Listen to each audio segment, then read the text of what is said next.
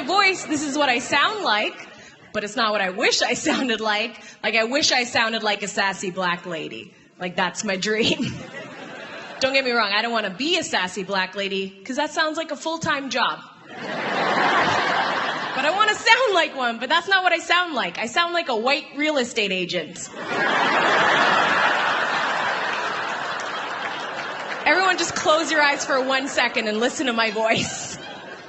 Hey, come check out this cozy 2-bedroom starter home. Oh, thanks, guys. But that's what comes out of this face.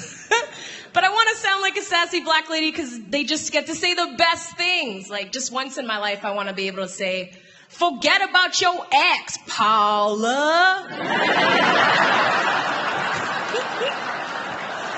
Just a dream of mine, guys.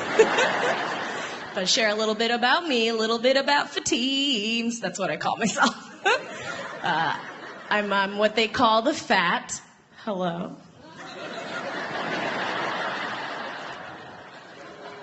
Do you feel how uncomfortable it just got in here? That's what happens every time it comes up. People get super weird, you know? They're always like,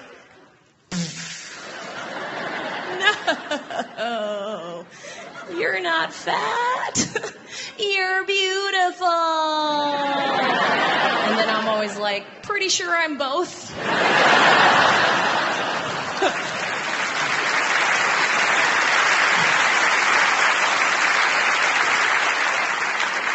But I thought about it, you know, and I don't think I'm ever going to really lose the weight because everyone always tells me I have such a pretty face. So I like to think I'm like cold pizza.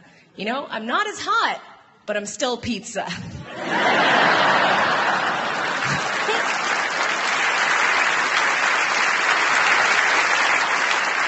But guys, I have a dowry. That's weird. Or as I like to call it, free gifts with purchase. Like, I come with amenities. For those of you who aren't familiar with it, a dowry, whoever I marry will actually get 60 camels. Yeah, I'm not even done yet. 100 goats. And 3.5 square miles of land. In Somalia. But it does make dating hard for me because I'm always like, does this guy actually like me? Or does he just want me for my camels? My humps, if you will. But do you know how hard it is to put a dowry on an OkCupid dating profile? Like, must be outgoing, good with goats, interested in travel and overseas property management.